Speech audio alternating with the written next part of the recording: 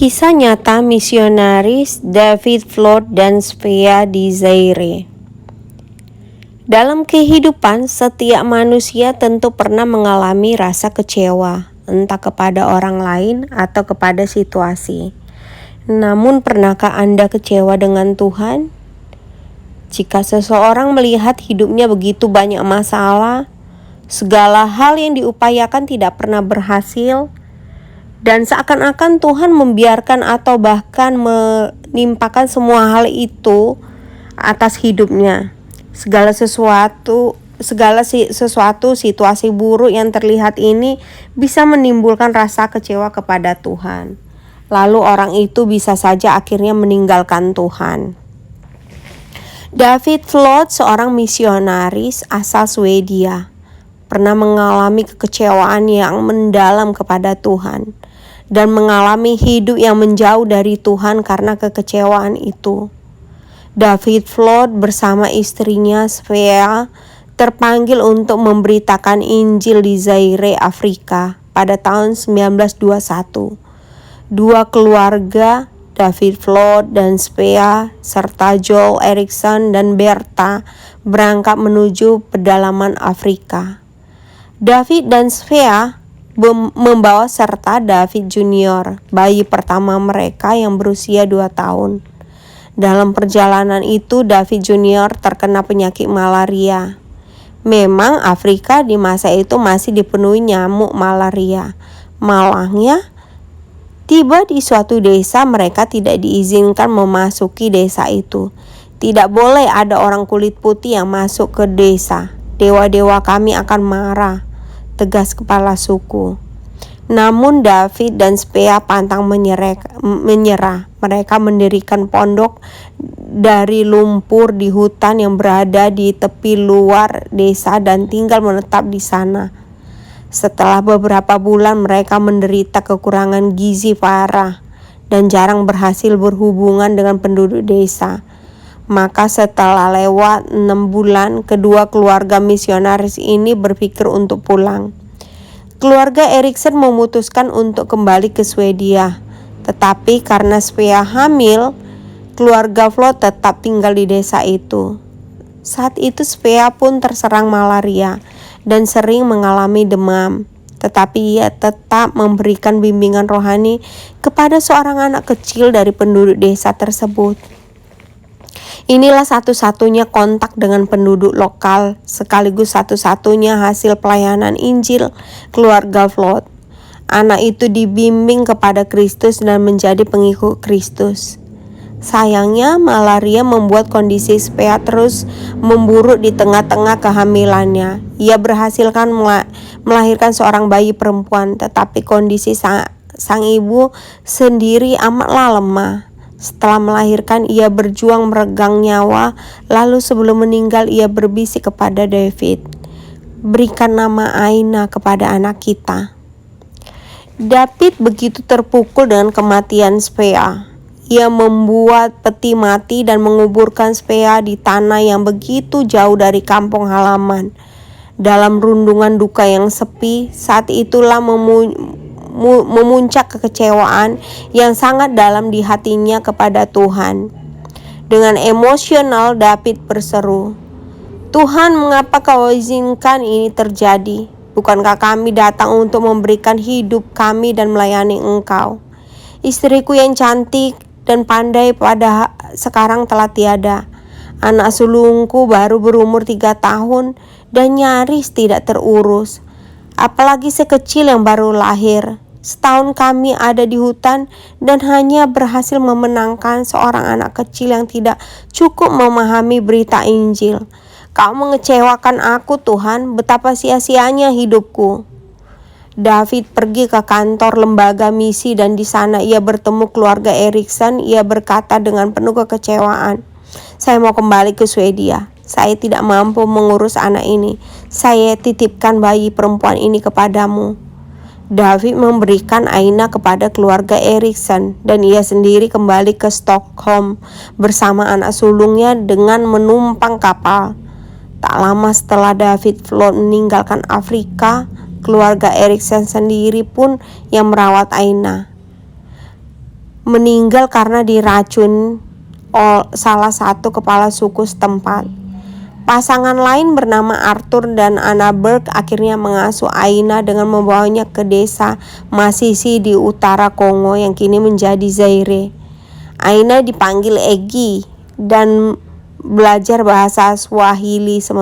Sementara itu di Swedia, David Flood menikah lagi dan memiliki 5 orang anak, 4 putra serta 1 putri.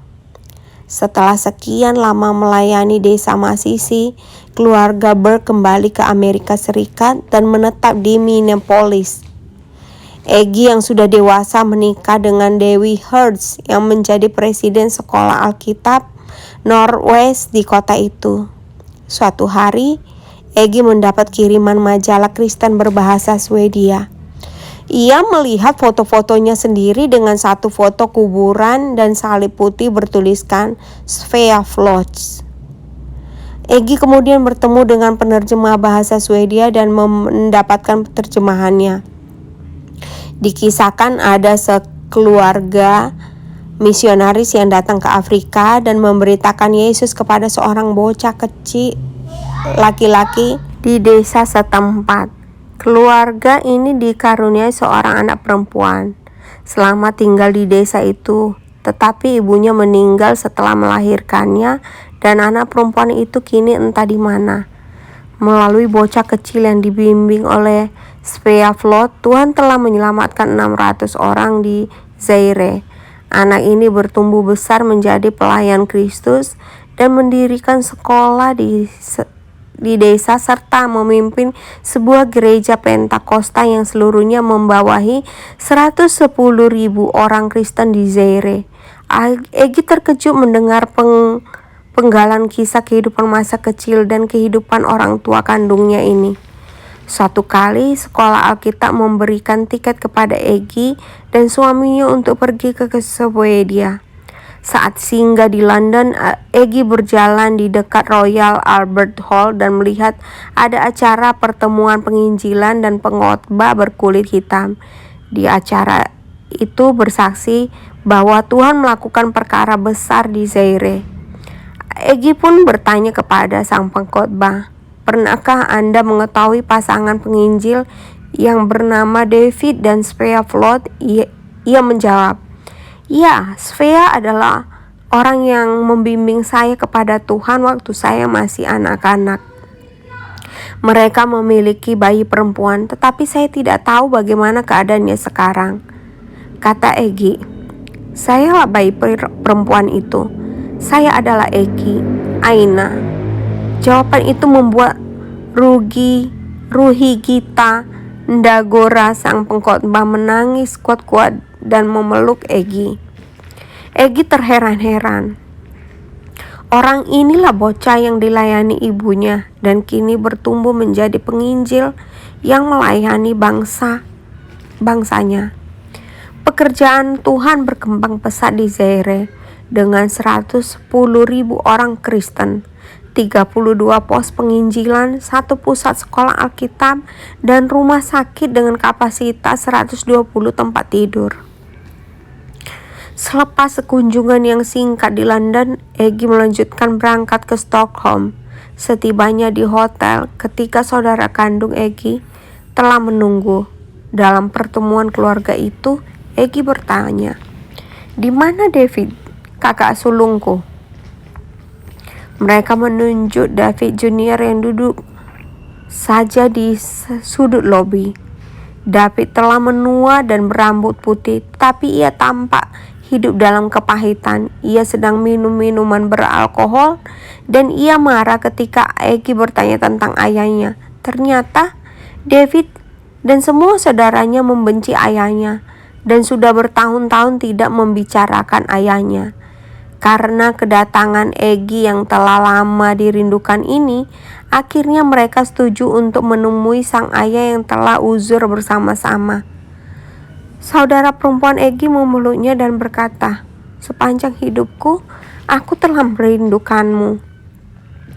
Bisakah aku membuka peta dunia dan menaruh mobil mainan lalu menjalankan di atas peta, seolah-olah aku mengendarai mobil itu untuk mencarimu kemana-mana? Bersama-sama saudara-saudari ini memasuki sebuah gedung yang tidak terawat dan penuh dengan aroma minuman beralkohol. Di sudut ruangan tampaklah ayahnya yang sudah berumur 73 tahun dengan penyakit diabetes, stroke, katarak yang menutupi kedua matanya. Egy menangis mendekati ayahnya. "Ayah, aku adalah si kecil yang kau tinggalkan di Afrika." Sesaat kemudian orang tua itu menangis terseduh-seduh dan menjawab, "Aku tidak pernah bermaksud membuang kamu. Aku hanya tidak mampu mengasuhmu lagi." Egy menenangkan ayahnya. "Tidak apa-apa, ayah. Tuhan memelihara aku." Wajah ayahnya pun berubah gelap. "Tuhan tidak memeliharamu. Tuhan menghancurkan seluruh keluarga kita. Tuhan membawa kita ke Afrika lalu meninggalkan kita di sana. Tidak ada satupun hasil dari yang kita lakukan di sana. Semuanya sia-sia." Egy paham kekecewaan ayahnya yang pahit itu. Ia lalu menceritakan pertemuannya dengan Ruhigitan Ndagora, sang pengkhotbah kulit hitam yang dulu adalah anak kecil yang dilayani dan dibimbing oleh pasangan misionaris David dan Spea di tepi desa kecil di Afrika. Egy juga menceritakan perkembangan penginjilan di Zaire yang berbuah lebat. Sekarang Zaire mengenal Kristus dan semua orang Zaire mengenal pemimpin dan pengkhotbah mereka sebagai anak kecil hasil pelayanan ayah dan ibu itu. Kisahnya telah dimuat di semua surat kabar. Saat itulah Roh Kudus turun atas David Flood dan menjamah hatinya. Ia bertobat dan sembuh dari kekecewaan serta kepahitannya kepada Tuhan. Tak lama setelah pertemuan itu, David Flood meninggal dalam damai.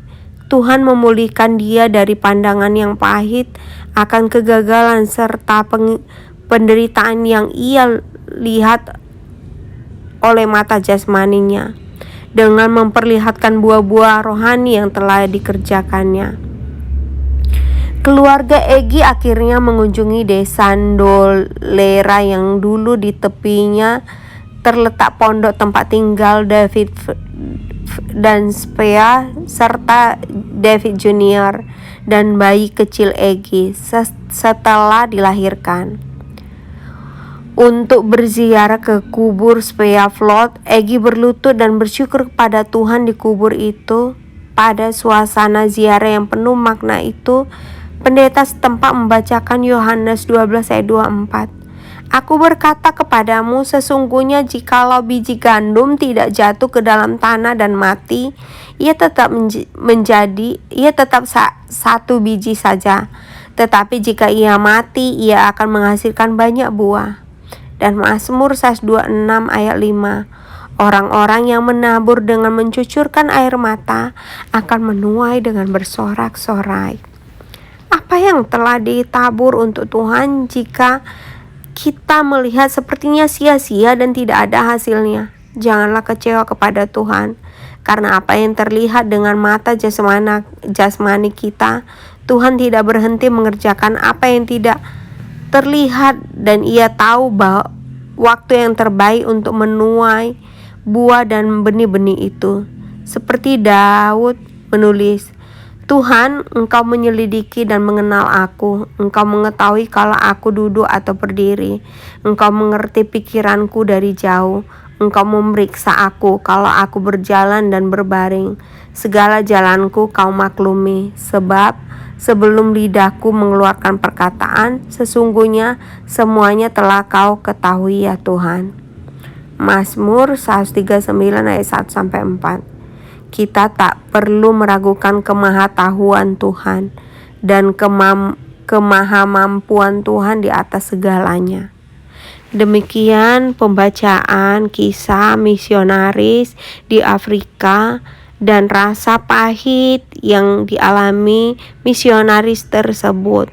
Tetapi firman Tuhan yang sudah jatuh dan tertanam pada seseorang itu akan berkembang. Kiranya ini dapat menguatkan kita. Tuhan Yesus memberkati.